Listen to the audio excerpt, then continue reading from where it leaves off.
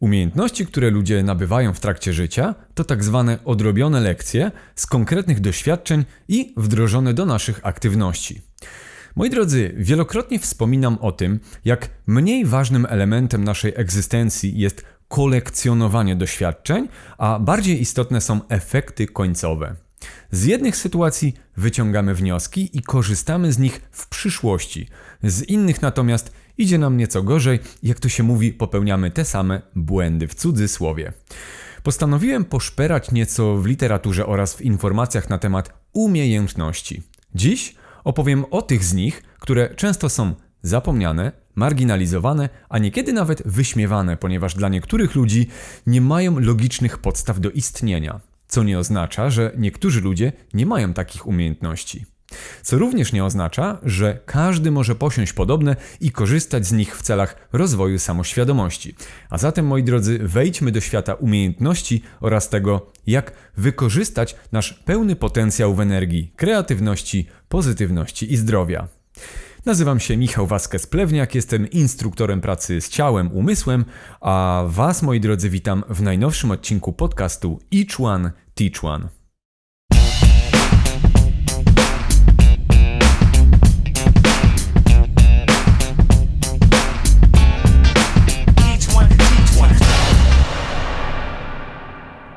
Pierwsza umiejętność, którą chciałbym otworzyć ten odcinek, to umiejętność świadomej obserwacji. Jak dobrze wiemy, jest to umiejętność, którą doskonale rozwijamy w naszych pierwszych latach istnienia tutaj na planecie Ziemia. W procesie edukacji w niektórych obszarach jest ona nadal zachowana, ta nasza uważność, ta umiejętność obserwacji. Natomiast w innych obszarach ulega ona degradacji. Skupiając naszą uważność w procesie edukacji w konkretnym kierunku lub też na konkretnych zagadnieniach, zaczynamy zawężać nasze postrzeganie świata. I oczywiście ma to swoje zalety, ponieważ na przykład specjalizujemy się w konkretnych dziedzinach. Natomiast oczywiście my, moi drodzy, poruszamy temat obserwacji świata nie z poziomu tylko i wyłącznie edukacji, czy też, posiadanej pracy, ale bardziej z poziomu bycia uważnym i świadomym człowiekiem.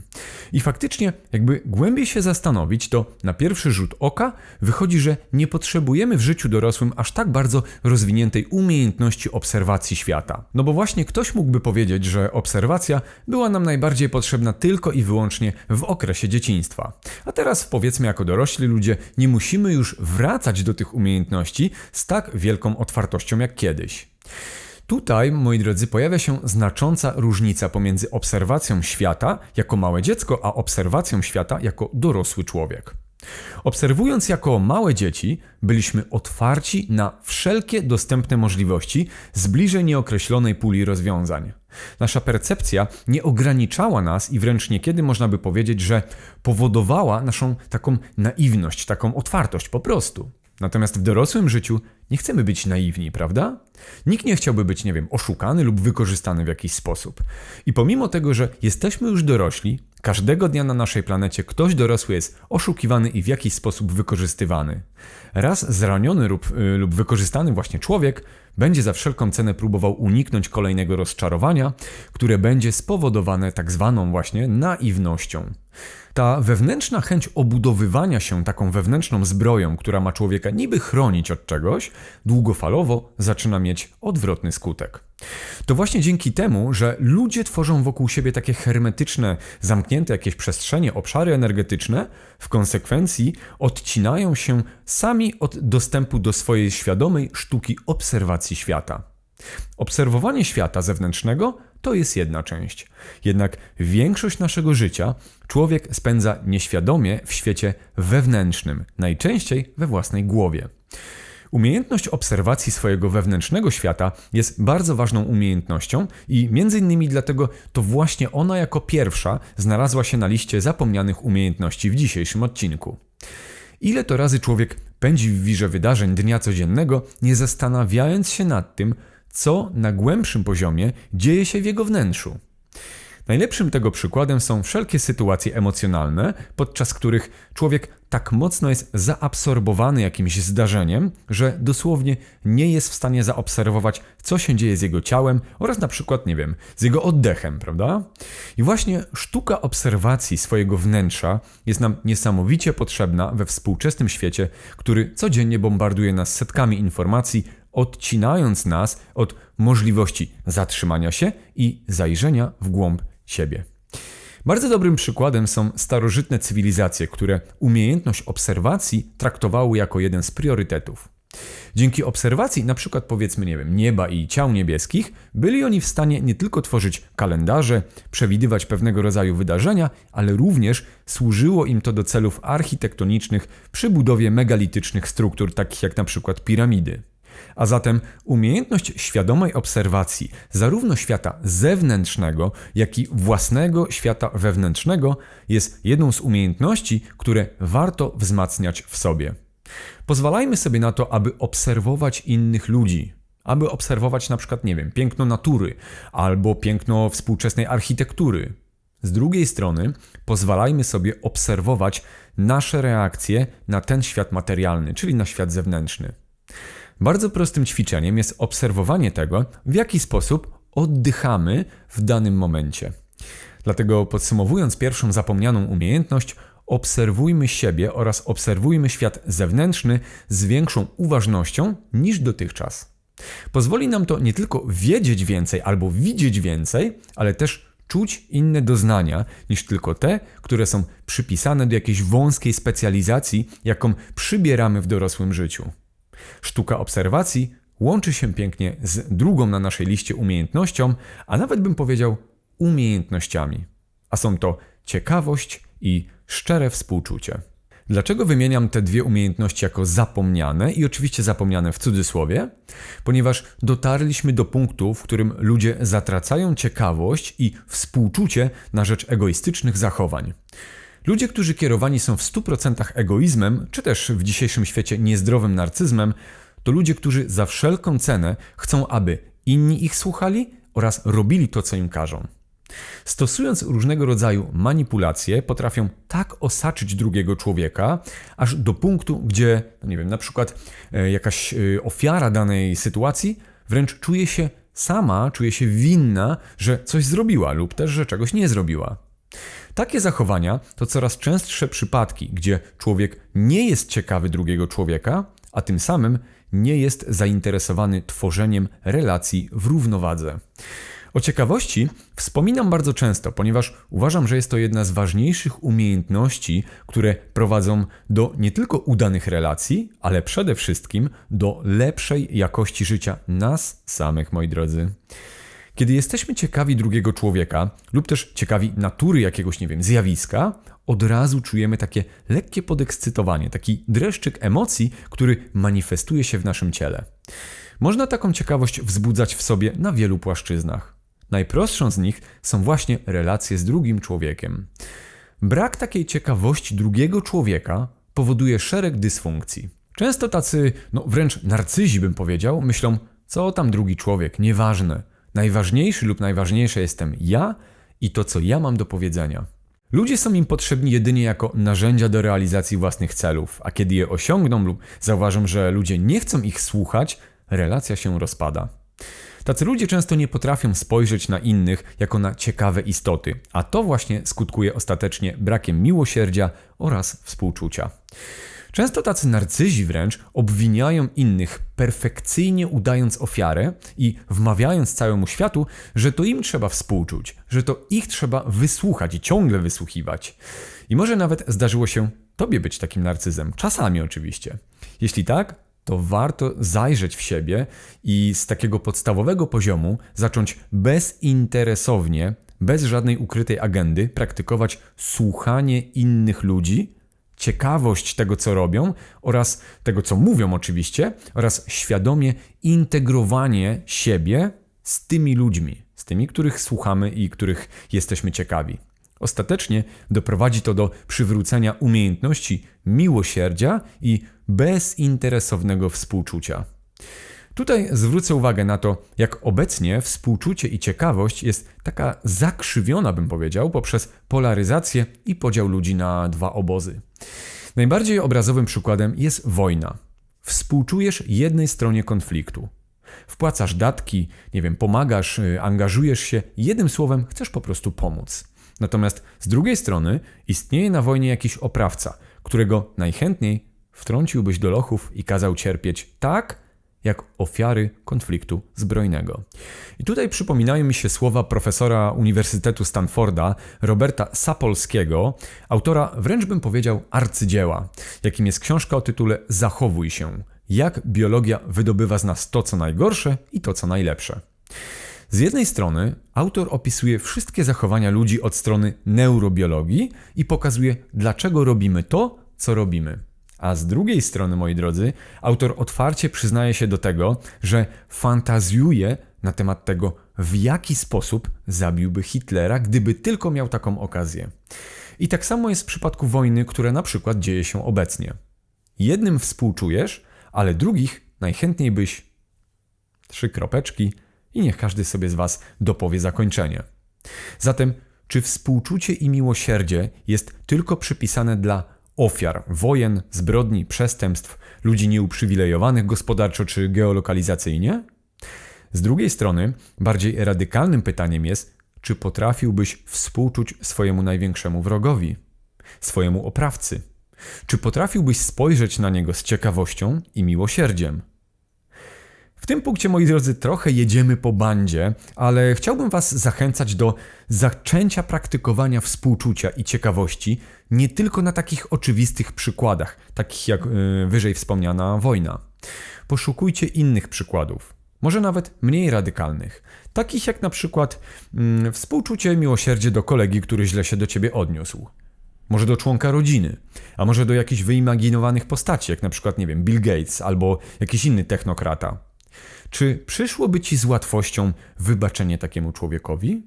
Czy raczej, jakbyś tylko miał lub miała okazję, wymazałbyś takiego człowieka z powierzchni planety? Patrząc na ten aspekt z punktu widzenia takiego głębszego, wręcz duchowego, czy widzisz w takim ćwiczeniu jakiś sens?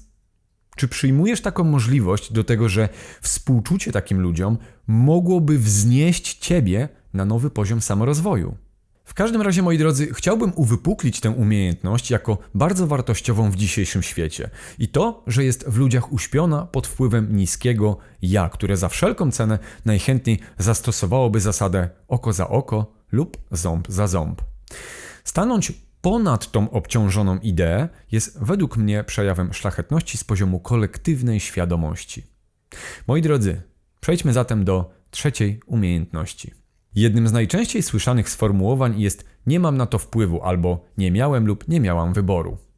Wielokrotnie podkreślam w moich audycjach, że zawsze mamy możliwość wyboru i podjęcia takiej decyzji, którą sami chcemy podjąć. Świat zewnętrzny bardzo często projektuje na nas swego rodzaju bezradność w podejmowaniu niektórych wyborów. Jak sami dobrze wiecie, jest to jedynie projekcja, czyli fasada lub też iluzja stworzona, aby kierować uważność, myśli, a ostatecznie działania ludzi w określonym kierunku.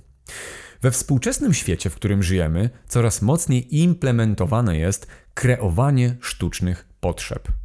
I tak jak kiedyś reklamy w telewizji były zwykłymi reklamami, tak dzisiaj granica pomiędzy sprzedawcami a osobami publicznymi, na przykład politykami, aktorami, jakimiś influencerami jest coraz cieńsza.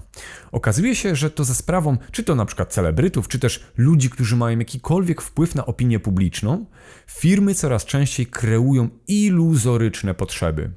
Jak zatem przejawia się tutaj świadomy wybór? Ano właśnie chodzi o to, aby nie dać się wkręcić w tą iluzję, że non-stop czegoś potrzebujemy.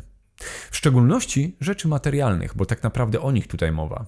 Nasze świadome wybory to przede wszystkim spoglądanie na nasze rzeczywiste potrzeby, moi drodzy. Zobaczcie, jak prosto można zweryfikować, czy dany wybór jest faktycznie mój, czy też jest on wykreowany przez kogoś innego. Załóżmy, że stoimy przed wyborem zakupu jakiegoś produktu lub jakiejś usługi. Jest ona przykładowo zachwalana przez jakąś znaną osobę i na podstawie, powiedzmy, filmu bądź recenzji podejmujemy decyzję o zakupie. Zanim klikniemy przycisk kup, Lub też zanim wejdziemy do jakiegoś sklepu i powiemy do ekspedienta lub ekspedientki poproszę ten oto produkt, warto odpowiedzieć sobie na pytanie, jakie potrzeby mam niezaspokojone w momencie, kiedy impulsywnie chcę podjąć decyzję o kupnie jakiegoś produktu. W odpowiedzi, kiedy zadamy sobie takie pytanie, możemy usłyszeć nasz wewnętrzny głos na temat potrzeb, które w danej chwili mamy niezaspokojone, jak na przykład potrzeba, ogrzania się ciepłym napojem, prawda? Albo zwykła potrzeba bycia wysłuchanym. Również możemy dostrzec nasze głębsze potrzeby, które mogą być chronicznie niezaspokojone. Odpowiedzenie sobie na to pytanie od razu przywołuje naszą głębszą uważność i dzięki niej łatwo zweryfikujemy, jakie są nasze potrzeby i czy tak naprawdę są one nasze. W temacie świadomych wyborów nie ma tutaj jakiejś większej filozofii i sami dobrze wiecie, moi drodzy, że bardzo często poruszam to w odcinkach podcastu, aby dokonywać świadomych wyborów. Dlatego podczas wybierania czegokolwiek pamiętajmy o tym, że pod każdym z nich u fundamentu leżą jakieś nasze potrzeby. Warto wtedy zwrócić uwagę na to, czy są one faktycznie realnymi potrzebami, które chcemy zaspokoić, czy też są one stworzone sztucznie i czujemy, że nie są nasze. Takim namacalnym dowodem na pojawienie się wokół nas sztucznie wytworzonych potrzeb są impulsywne zachowania, które zachęcają nas do kupowania czegokolwiek lub też do uczestniczenia w jakichś wydarzeniach. I czasami faktycznie może to być podpowiedź naszej wyższej jaźni, która zaprasza nas do doświadczania nowych rzeczy. Natomiast moi drodzy, to już w naszym interesie jest rozpoznanie, czy te sygnały płyną z naszej intuicji, czy też z poziomu niedoborów, jakie człowiek na dany moment oczywiście posiada w sobie. Samo odróżnienie tych dwóch obszarów powoduje, że decyzje najprostsze, typu jakie produkty wybieram do jedzenia, aż po decyzje kluczowe w życiu człowieka, mogą działać na naszą korzyść, gdyż to faktycznie my wybraliśmy, a nie nasza podświadomość za nas. Temat wyborów jest nieco pokręcony, ale mam nadzieję, że wiecie, o co mi chodzi w tym punkcie. Podsumowując, jeśli wybierasz na przykład niezdrowe jedzenie zamiast czegoś, co dodaje ci życiowej energii, zastanów się, jakie potrzeby w danym momencie masz niezaspokojone. Dlatego z tego oto miejsca, moi drodzy, życzę Wam świadomych wyborów i przechodzimy do kolejnej zapomnianej umiejętności. Marzenie oraz wizualizacja. Jeszcze 100 lat temu ludzie mocno korzystali z wyobraźni. Teraz nadal się to dzieje, ponieważ każdego dnia powstają na tej planecie wynalazki, o jakich nikomu się nie śniło. Aby powstał chociażby plan takiego wynalazku, musi być aktywowana jakaś wyobraźnia autora danego pomysłu. I tutaj od razu zadam pytanie Tobie. Jak często korzystasz z wyobraźni w dzisiejszym świecie? Raz w tygodniu? Może raz w miesiącu? A może raz do roku? Może na przykład, w święta albo w wakacje, kiedy jesteś na urlopie. Wyobraźnia jest tym, co często było krytykowane. Pamiętacie taki frazes, ty to masz wyobraźnię, ty to jesteś fantazjusz, prawda? Kiedy słyszymy takie słowa, na przykład wypowiedziane w naszym kierunku, od razu czujemy osąd drugiej strony bagatelizującej nasze zachowanie. Kiedy człowiek słyszy to na przykład przez całe dzieciństwo od rodzica, który, wymaga od dziecka posłuszeństwa albo najlepszych ocen w szkole, wtedy wyobraźnia zostaje wyparta i schowana do szufladki umiejętności nieprzydatnych, wręcz wyśmiewanych. I tak oto stając się dorosłym, człowiek zapomina o kreatywnej i sprawczej mocy drzemiącej w wizualizowaniu sobie różnych rzeczy i sytuacji. A jednak jakimś dziwnym trafem często wyobrażane rzeczy po prostu realizują się. Ale nie to, że same z siebie się realizują, tylko pewien splot wydarzeń, który zadziewa się wokół danych wyobrażeń, doprowadza ostatecznie do manifestacji. I oczywiście, moi drodzy, to nie działa w ten sposób, że leżymy na kanapie i wyobrażamy sobie coś, a tu nagle bum i przed naszymi oczami ukazuje się na przykład, walizka pieniędzy, prawda? Natomiast wizualizacja, czyli używanie wyobraźni jest twórczym procesem, który jakimś dziwnym, kwantowym sposobem powoduje poruszenie się strun wszechświata na różnych polach. Wibracja ta zaprzęga do działania wiele różnych struktur, od takich niematerialnych w obszarach energetycznych, których często po prostu nie widzimy i nie jesteśmy świadomi, aż po nas samych i nasze ciało fizyczne. Wspólnie i w porozumieniu energetyczne obszary, jak i materia zaczynają budowanie tego, co na początku było jedynie iskrą wyzwalającą się w naszym umyśle. I tutaj na pewno będziecie wiedzieli, o co mi chodzi. Natomiast przy okazji rozkminiania takich tematów prawie zawsze pojawia się pytanie: to dlaczego mnie się nie spełniło, skoro tak mocno o tym myślałem i wyobrażałem sobie to? Na to pytanie chyba nie ma na tym świecie osoby, która w 100% potrafiłaby odpowiedzieć. Natomiast są pewne aspekty wizualizacji, które przybliżają nas do realizacji życiowych wyobrażeń. Ja chciałbym zwrócić uwagę tutaj w szczególności na 2 aspekty wizualizacji. Także w pewnym sensie chciałem Wam przedstawić koncept wizualizacyjny, którym ja posługuję się na co dzień. Po pierwsze, wyobrażanie sobie czegoś z poziomu braku nie uda się. Mówiąc to, mam na myśli zachęcenie Was do zmiany paradygmatu w myśleniu i postrzeganiu marzeń i wizualizacji. Logika podpowiada, że marzymy o czymś, czego nie mamy, prawda? I tutaj właśnie leży pies pogrzebany, moi drodzy. Postarajmy się odwrócić ten tok myślenia i zacznijmy marzyć i wizualizować jakieś rzeczy lub sytuacje, a nawet ludzi, przez pryzmat tego, jakbyśmy już to mieli. I tutaj podam Wam konkretny przykład. Załóżmy, że ktoś chce mieć partnera, gdyż obecnie jest samotny. W takim przypadku starajmy się nie wyobrażać sobie zakochanej pary i w myślach komunikować, jakby fajnie było, jakbym kogoś miał lub kogoś miała. Odwrócony tok myślenia to taki, w którym nie zwracasz uwagi na to, czego ci brakuje, ale na to, uwaga, jak się czujesz w wyobrażeniu z tą drugą osobą. Czyli podczas marzenia pozwól sobie odczuwać wszystkie piękne emocje i uczucia, jakie płyną do ciebie podczas wizualizacji. Zanurz się w tym doświadczeniu i bądź w pełni w odczuciach, jakie płyną. Czuj zmysłami, na przykład dotyk dłoni tej osoby, zapach miejsca, w którym jesteście. Im więcej doznań, tym lepiej. Na koniec takiego doświadczenia warto całą wizualizację zakończyć przeniesieniem uwagi w obszar serca w Twoim ciele. Tak, aby cała ta wizualizacja mogła się wyrazić w Twoim polu serca. Tak, aby z poziomu serca mogła się zacząć kodować dla Ciebie nowa matryca, w której wibracje zaczną pracować dla Ciebie. I teraz wracamy do naszego klasyka zacytowanego wcześniej. Czy z poziomu kanapy wizualizacja przyciągnie do mnie kogoś? Czy jest to możliwe? Oczywiście, że nie. Połowicznie. Jednak wizualizacja pobudza czasoprzestrzeń poza fizycznym stanem i wprawia w drganie obszary, na których normalnie w świecie 3D nie operujemy. Jeśli do takich wizualizacji właśnie dodamy nasze aktywne działanie, spotykanie się z ludźmi, pracę nad sobą i nad tym, jak, wchodzimy w relacje z innymi ludźmi, to wtedy nie tylko może pojawić się ktoś w naszym polu, ale nawet mogę zaryzykować stwierdzenie, że ten ktoś będzie w pewnym sensie idealnie skrojony pod wasze zasoby i wasze potrzeby. I nie mówię tutaj o tym, że to będzie jakiś, ideał, wyimaginowany po prostu bóstwo, prawda? Ale o tym, że tak przyciągnięta taką wizualizacją osoba będzie dla was cudowną lekcją życiową. Jeszcze raz powtórzę, idealnie skrojona na miarę. Drugim atrybutem świadomej wizualizacji jest wyobrażanie sobie czegoś, co jest dobre nie tylko dla ciebie, ale również dla innych ludzi. Czyli trzymając się przykładu z wizualizacją np. partnera życiowego, korzyścią z tego doświadczenia ma być nie tylko zaspokojenie twoich potrzeb, ale również w takim samym stopniu potrzeb partnera oraz na dodatek jakichś osób trzecich. Oznacza to, że im więcej ludzi lub obszarów życia skorzysta na tym, że ty przyciągniesz sobie odpowiedniego partnera życiowego, tym większe prawdopodobieństwo, że się wydarzy to w realnym życiu. Wiem, że może brzmieć to trochę odlecianie, ale w sumie, moi drodzy, co macie do stracenia? Powiem tak.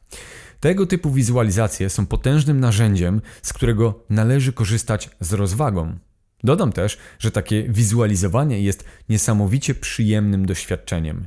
Jest niczym taki trip po, środkach jakichś psychoaktywnych. Jest to doświadczenie pełne radości, lekkości, które dodatkowo pomaga nam zrelaksować się i dosłownie wyciszyć nasz wewnętrzny dialog.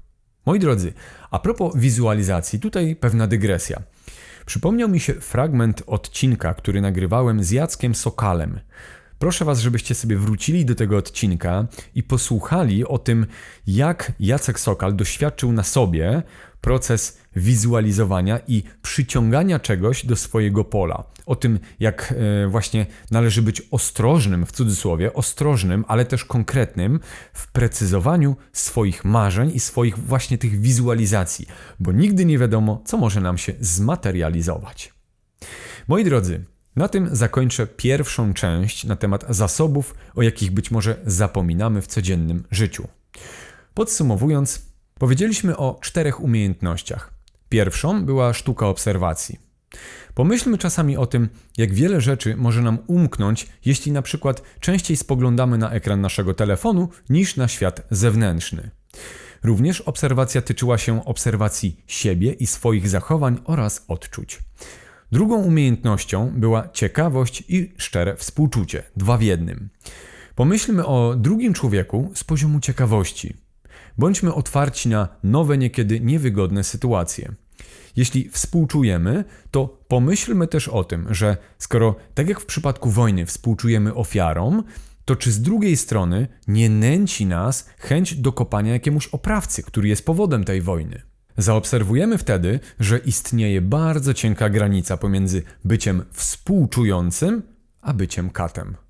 Współczujmy każdemu z poziomu, o jakim mówił jeden z awatarów tego świata. Wybaczcie albo współczujcie im, bo nie wiedzą, co czynią. Kolejną umiejętnością był świadomy wybór. Czy to my wybieramy pewne rzeczy w naszym życiu, czy zostało to nam wdrukowane w procesie na przykład dzieciństwa, edukacji, społecznie, religijnie, a może nawet za sprawą przeżytej traumy. Zawsze, ale to zawsze, moi drodzy, mamy wybór zachować się po staremu zgodnie z Matrixem, albo możemy zrobić to na naszych warunkach, tworząc tym samym co? Cytując klasyka, tworząc świadomy błąd ja dodaję w kulejącym Matrixie. 4. sposobem jest wizualizacja oraz marzenia. Zmieniając dotychczasowy sposób marzenia z poziomu braku, możemy spróbować czegoś świeżego. Stary paradygmat nawoływał do marzenia o tym, czego nie masz. My, moi drodzy, możemy skupiać się nie na tym, czego nie mamy, a na tym, jakie uczucia towarzyszą nam podczas wizualizacji i podczas tego pełnego zanurzenia się w tych wizualizacjach. W takim zanurzeniu się istnieje potężny potencjał energetyczny. Wysyłając go do wszechświata, zapisujemy nową matrycę informacjami, które do tej pory mogły być przez Ciebie nierozpoznane. Co nie oznacza oczywiście, że wcale ich tam nie ma. Na tym, moi drodzy, zakończmy pierwszą część tego dwuczęściowego odcinka, a ja zachęcam Was do wyczekiwania drugiej części, w której poruszymy 3 kolejne zapomniane umiejętności, z których jedna myślę, że będzie bardzo, ale to bardzo kontrowersyjna. Moi drodzy, ja z góry dziękuję wszystkim patronkom i patronom na Patronite. Dziękuję za Wasze wsparcie i to dzięki Waszym funduszom powstają kolejne odcinki podcastu. Również chciałbym zachęcić Was do korzystania z wiedzy z tego odcinka, jak również z poprzednich odcinków. Kochani, to są odcinki, w których staram się tworzyć treści ponadczasowe, dlatego zachęcam do wracania również do starych odcinków, ale też, tak jak w przypadku dzisiejszego epizodu, zachęcam do dawania sobie czasu, do tego, żeby te informacje w Was trochę porezonowały wewnętrznie i do tego, żeby móc dokonać wyboru, z których z tych informacji chcecie skorzystać, a których na dany moment nie potrzebujecie. Dziękuję Wam również za wszystkie wiadomości, za wszystkie informacje, które przysyłacie mi w mailach, czy też na Messengerze na Facebooku. I tutaj też mała informacja na temat Facebooka. Dużo osób z Was dodawało mnie ostatnio do znajomych na Facebooku, do mojego prywatnego profilu i niestety ten profil sięgnął już jakiegoś limitu na Facebooku. Nie może być powyżej 5000 znajomych na takim prywatnym profilu i ja już nie mogę fizycznie klikając, nie mogę nikogo przyjąć do grupy znajomych na Facebooku. Także zamiast wysyłać mi, moi drodzy, zaproszenia na prywatnym Facebooku, proszę o to, abyście obserwowali fanpage Each One Teach One, ponieważ tam będę wrzucał bieżące informacje. I również ci, którzy już wysłali mi zaproszenie do grona znajomych i nie otrzymali ode mnie odpowiedzi, niestety, moi drodzy, jakby ten limit został już przekroczony i nie mogę już kliknąć, aby zaakceptować Wasze zaproszenie. Na koniec tego odcinka, moi drodzy, ja zachęcam Was do, wiadomo, kreatywności, pozytywności i zdrowia w różnych aspektach życia. Natomiast po dzisiejszym epizodzie zachęcam Was do odkrywania Waszych nieodkrytych umiejętności, które drzemią w Waszym potencjale. Ja również staram się to robić każdego dnia, dlatego wspólnie, kolektywnie twórzmy, no właśnie, tak jak to z Romanem Nachtem zawsze powtarzamy, twórzmy świadomy błąd w kulejącym Matrixie, a tym samym będziemy wychodzić ponad wszelkiego rodzaju ograniczenia ze świata zewnętrznego. Kochani, do usłyszenia i do zobaczenia już niebawem. Pa, pa!